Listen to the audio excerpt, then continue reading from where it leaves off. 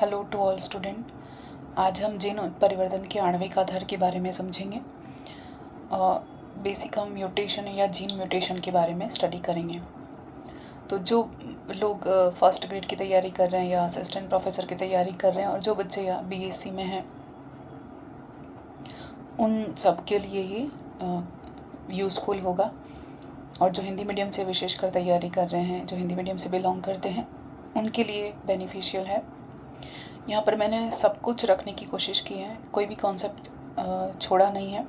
एक एक चैप्टर जो बीएससी से चैप्टर्स आ रहे हैं और 11th-12th का जो बेसिक है वो सब कुछ यहाँ रखने की कोशिश की है इन सारे वीडियो में। तो पहले हम जानते हैं कि म्यूटेशन क्या है। म्यूटेशन या उत्परिवर्तन क्या है।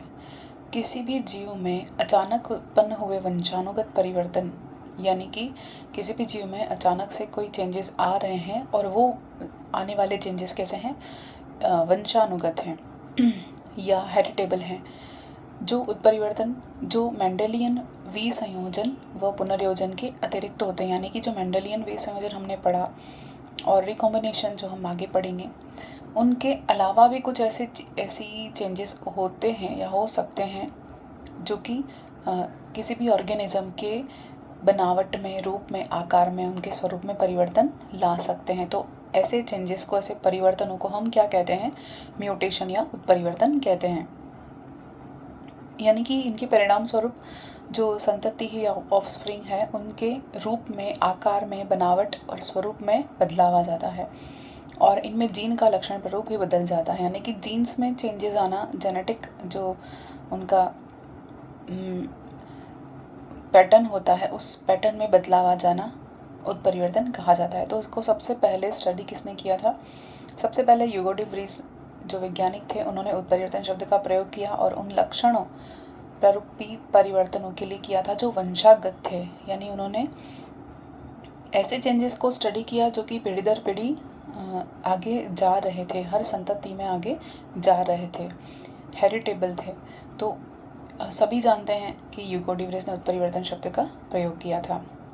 लेकिन आजकल हम देखते हैं कि उत्परिवर्तन शब्द का प्रयोग बहुत ही नैरो उसमें अर्थ में लिया गया है, संकीर्ण अर्थ में लिया जाता है। जैसे कि केवल और केवल जीन की रासायनिक संरचना में परिवर्तन हुआ हो तो हम उत्परिवर्तन कहेंगे, या उन्हें आणविक स्तर पर उनका परिवर्तन हुआ हो, इन्हें हम जीन उत्परिवर्तन कह सकते हैं, या बिंदु उत्परिवर्तन, कारकीय उत्परिवर्तन या सत्य उत्परिवर्तन कहते हैं। तो ये तो इंट्रोडक्शन था उत्परिवर्तन या म्यूटेशन का। नेक्स्ट हम इसका हिस्ट्री देखते हैं। इतिहास है। उत्परिवर्तन शब्द का जो प्रयोग है वो सबसे पहले ह्यूगो डी व्रीज ने किया था और जीन उत्परिवर्तनों का सबसे पहला उदाहरण 1791 में मिला। और इस सन में एक पर्सन थे, सेट राइट। उन्होंने अपनी भेड़ों के झुंड में एक छोटे पैरों वाली मेमने को देखा और उन्होंने क्या देखा कि उसकी जो वंशागति थी उस पर्टिकुलर चाइल्ड की, उसकी वंशागति में भी सेम लक्षण पीढ़ी दर पीढ़ी आगे बढ़ते गए। तो वही लक्षण का वंशागत होना, तो उन्हें क्या मिला कि जैसे ऐसी प्रजाति विकसित हुई जिसमें कि सभी जो भेड़ें थी वो कैसी मिली? छोटी टांगों वाली या छोटे पैरों वाली थी। तो यह लक्षण एक अप्रभावी उत्परिवर्तन का परिणाम था। नेक्स्ट 1853 में एक निग्रो दंपत्ति के असामान्य पुत्री का जन्म होना, ये भी उत्परिवर्तन को स्टडी किया गया। इसमें उसकी त्वचा तो ब्लैक थी लेकिन उस पर सफ़ेद दाग पाए गए। तो ये एक और हिस्ट्री में इसको हम शामिल करते हैं। नेक्स्ट हम देखते हैं कि जो डार्विन थे, उन्होंने भी अपनी बुक ऑरिजिन ऑफ स्पीशीज़ में उत्परिवर्तन के बारे में लिखा था।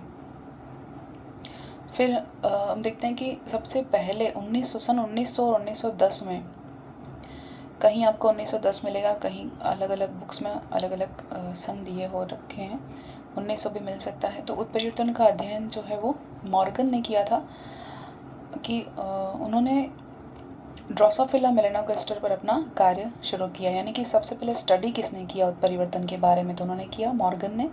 और किस पर किया? ड्रोसोफिला मक्खी पर, जो कि एक फ्रूट फ्लाई है, फल मक्खी है। ह्यूगो डी व्रीज ने एक और प्रयोग किया था, ह्यूगो डी ने किया था, आइनोथोरा लेमार्कियाना में उत्परिवर्तन का अध्ययन किया। उन्होंने उत्परिवर्तन सिद्धांत दिया, जैसे कि इसको हम म्यूटेशन थ्योरी या उत्परिवर्तन सिद्धांत कहते हैं, वो दिया ह्यूगो डी ने। और सबसे पहले जो स्टडी किया था, अध्ययन किया था, वो मॉर्गन ने किया था ड्रोसोफिला पर। और ह्यूगो डी ने ही कहा कि लक्षणों में जो अचानक होने वाले परिवर्तन होते हैं वो वंशानुगत भी होते हैं, और इसलिए इसी चीज़ को उन्होंने उत्परिवर्तन सिद्धांत कहा। ये इंट्रोडक्शन और हिस्ट्री हुई। नेक्स्ट आगे देखते हैं। टी.एच. मॉर्गन जो थे, उन्होंने ड्रोसोफिला मक्खी के एक लाल आँख वाले जोड़े का प्रयोगशाला में रेयरिंग किया, पाला, और उनको अनेक पीढ़ियों तक उनको रेयरिंग किया। अनेक पीढ़ियों के बाद उन्हें अचानक एक ऐसी मक्खी दिखाई दी जो कि सफ़ेद आँखों वाली मेल थी। तो ये देखा कि नर जो थे वो सफ़ेद नेत्र वाले और लाल नेत्र वाले मक्खी के बहुत सारे प्रोसेसिंग के बाद उन्होंने, यानी कि उनके बीच ब्रीड कराकर उन्होंने कई पीढ़ियों के बाद ये स्टडी किया कि जो वाइट नेत्र वाले या सफ़ेद नेत्र वाले मक्खियाँ थी, वो उनका लक्षण कैसा था, स्थायी था और शुद्ध लक्षण था, यानी कि होमोजाइगस प्योर लक्षण था और स्थायी था, यानी कि वो अगली संततियों में भी पाए गए। अब हम देखते हैं उत्परिवर्तन के अभिलक्षण। यहाँ पर हमें डिटेल स्टडी करनी है, क्योंकि शॉर्ट पर नहीं जाना है कि छोटी छोटी वीडियोस देखकर या शॉर्ट हम ट्रिक अपना कर पढ़ाई कर लें, क्योंकि अब एग्ज़ाम पैटर्न बदल गया है और हमें डिटेल में स्टडी करनी पड़ेगी। तो हम पहला इसका टॉपिक देखते हैं। सामान्य उत्परिवर्ती युग्म विकल्पी अपने युग्म विकल्पियों के प्रति अप्रभावी होते हैं, लेकिन कुछ उत्परिवर्तन प्रभावी होते हैं, जैसे कि ड्रोसोफिला में खांच वाले पंख का उदाहरण हमने देखा था। ये क्या कह रहे हैं कि सामान्य उत्परिवर्ती युग्म विकल्प, यानी ऐसे युग्म विकल्पी जो सामान्य रूप में उत्परिवर्तन करते हैं, दर्शाते हैं, वो अपने युग्म विकल्पियों के प्रति अप्रभावी होते हैं, यानी कि वो अपना प्रभाव कहीं कहीं नहीं दिखा सकते। लेकिन कुछ ऐसे उत्परिवर्तन जो होते हैं वो प्रभावी हो सकते हैं। यानी कि अगर अप्रभावी स्थिति में रहें तो वो अपना प्रभाव एकदम से नहीं शो करेंगे, लेकिन अगर कुछ उत्परिवर्तन ऐसे हो गए जो प्रभावी लक्षण दर्शाते हैं, वो अपना प्रभाव दिखाएंगे, या प्रभावी की अनुपस्थिति में अपना प्रभाव दिखाने लग जाएं, यानी कि प्रभावी की अनुपस्थिति में अप्रभावी लक्षण अपना प्रभाव दिखाने लग जाएं, जैसे कि स्यूडो डोमिनेंस हमने यहाँ पर देखा था इसके आगे ड्रोसोफिला में खांच वाले पंख के उदाहरण से पढ़ा था हमने। फिर दूसरा है उत्परिवर्तन किसी भी जीन में हो सकते हैं। तो ये कंपलसरी नहीं है कि उत्परिवर्तन कहाँ होंगे, कैसे होंगे, वो किसी भी जीन पर हो सकते हैं। थर्ड है अधिकतर उत्परिवर्तन कैसे होते हैं, हानिकारक होते हैं, लेकिन कुछ लाभदायक कभी कभी हो सकते हैं। उत्परिवर्तन पुनरावृत्ति होते हैं। सामान्य उत्परिवर्तन एक पीढ़ी के अलग अलग व्यष्टि में हो सकते हैं, यानी कि कभी भी हो सकते हैं, पुनरावृत्ति भी हो सकते हैं। और नॉर्मली क्या होगा कि एक पीढ़ी के अलग अलग व्यष्टि में, अलग अलग इंडिविजुअल्स में यहाँ परिवर्तन हो सकते हैं। प्रकृति में यह बिना किसी ज्ञात कारण के हो सकते हैं, यानी कि कोई प्रीकर्सर नहीं है, या हम कहेंगे कि कोई पहले से पता नहीं चल सकता है इन कारणों का कि क्यों होंगे, कैसे होंगे। ये स्वतः होते हैं और ऐसे उत्परिवर्तनों को स्वतः उत्परिवर्तन कहते हैं। नेक्स्ट है अधिकतर जीन जो है उनकी स्वतः उत्परिवर्तन की दर बहुत कम होती है, यानी कि सेल्फ जो म्यूटेट होते हैं उनकी जीन कभी कभी या मोस्टली बहुत कम होती है, उनकी जो दर है वो कम होती है। अगर ऐसे जीन जिनकी दर उच्च हो तो उन्हें हम क्या कहेंगे, उत्परिवर्तनशील जीन्स कहते हैं। ऐसे जीन्स जिनकी दर उच्च होगी वो जीन्स क्या कहे जाएंगे, उत्परिवर्तनशील जीन्स कहे जाएंगे। नेक्स्ट जीनोम के कुछ जीन यानी संजीन जो है, यानी जीन्स का जो समूह है उसको हमने जीनोम कहा था। तो उस समूह के जीन कुछ अन्य जीनों के उत्परिवर्तनों को क्या करेंगे, दबा देते हैं, यानी कि सप्रेस कर लेंगे। तो ऐसे उत्परिवर्तनों को हम ऐसे जीन्स को हम क्या कहेंगे, जो अपने ग्रुप में से किसी जीन्स अपने ही ग्रुप के कुछ जीन्स दूसरे जीन्स के उत्परिवर्तनों को क्या करेंगे, सप्रेस कर सकते हैं। ऐसे जीन्स को हम प्रति उत्परिवर्तनकारी या एंटी म्यूटेटर जीन्स कहेंगे। नेक्स्ट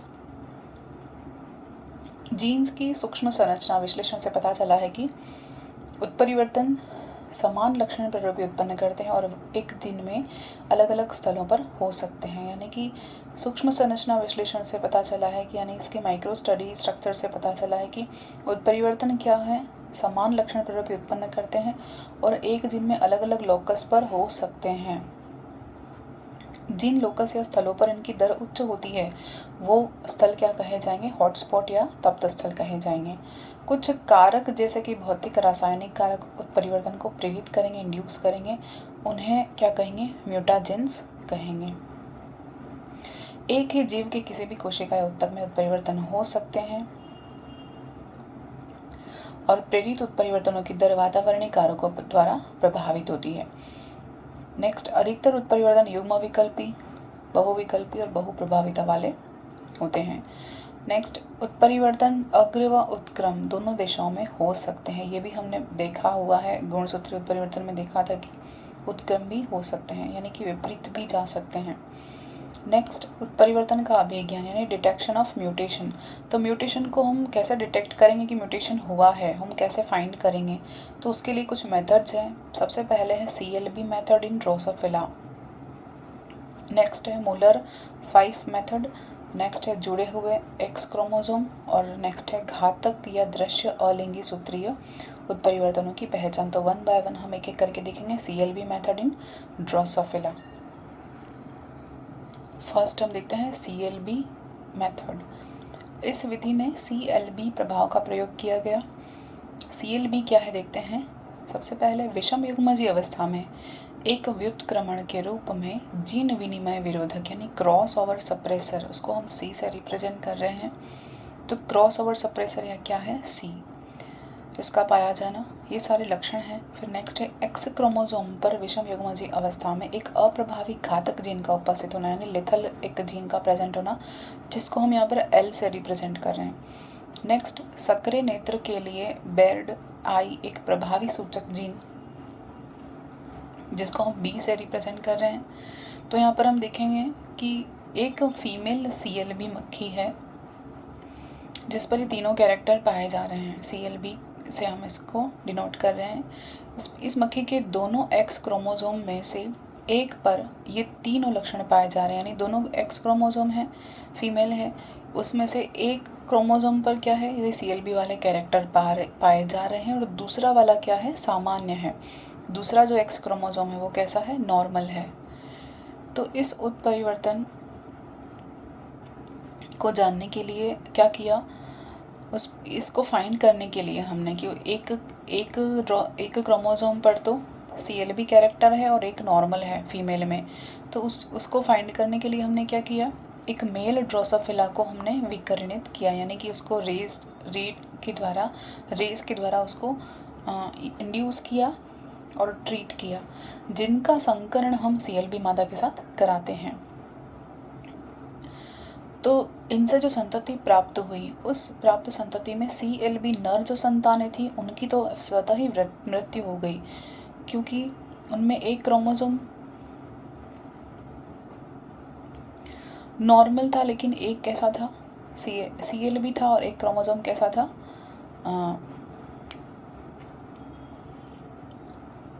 इंड्यूस कैरेक्टर वाला था। ये यानी कि विकर्णित यानी कि रेस के द्वारा ट्रीट किया गया था।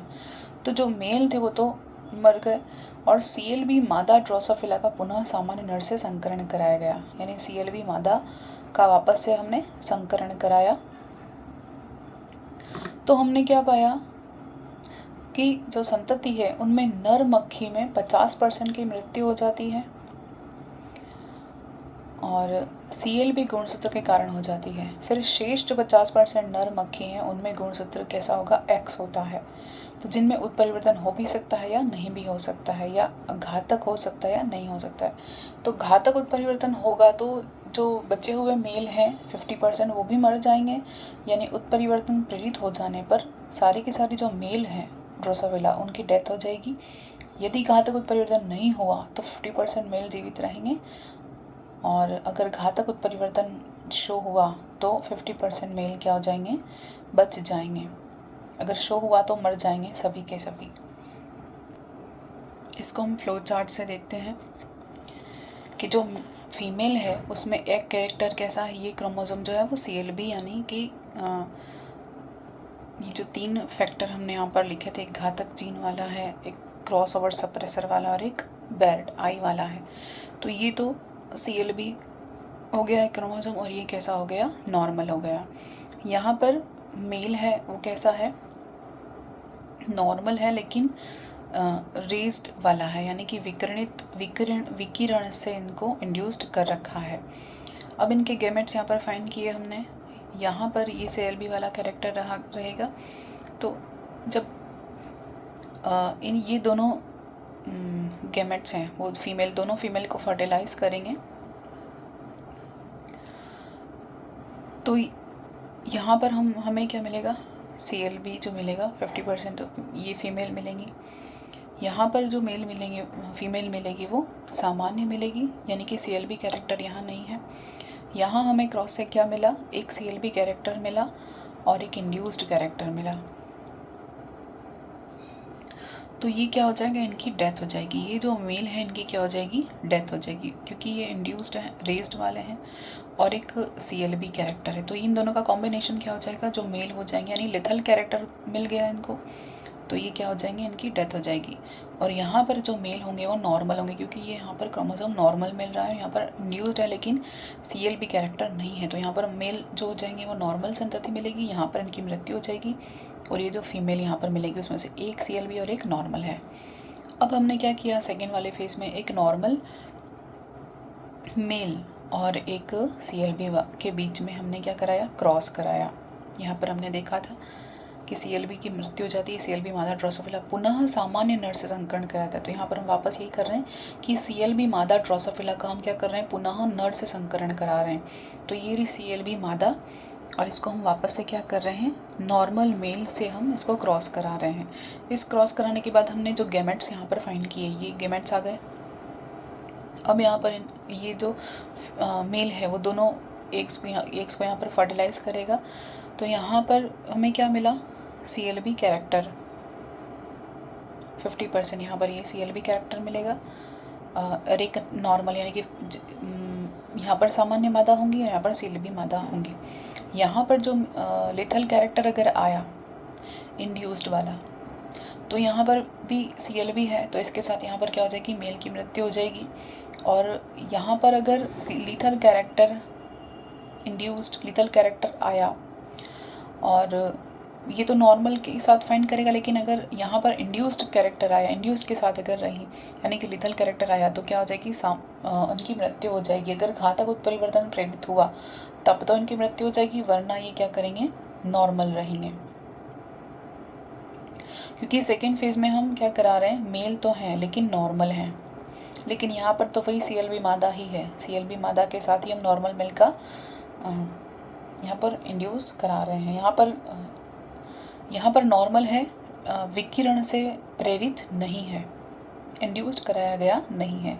तो अगर लिथल कैरेक्टर आया कहीं ना कहीं से, तब तो इनकी मृत्यु हो जाएगी, उत्परिवर्तन हुआ अगर, लेकिन नहीं हुआ तब ये क्या रहेंगे, जीवित रह पाएंगे,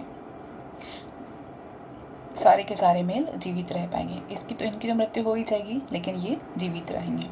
तो इस तरह से हमने ये देखा कि जो CLB मेथड के द्वारा हमने यहाँ पर उत्परिवर्तन को फाइंड किया कि म्यूटेशन होते हैं, ये एक्सपेरिमेंट करके। नेक्स्ट इसका दूसरा वाला टॉपिक मुलर 5 मेथड हम कल देखते हैं। Thank you.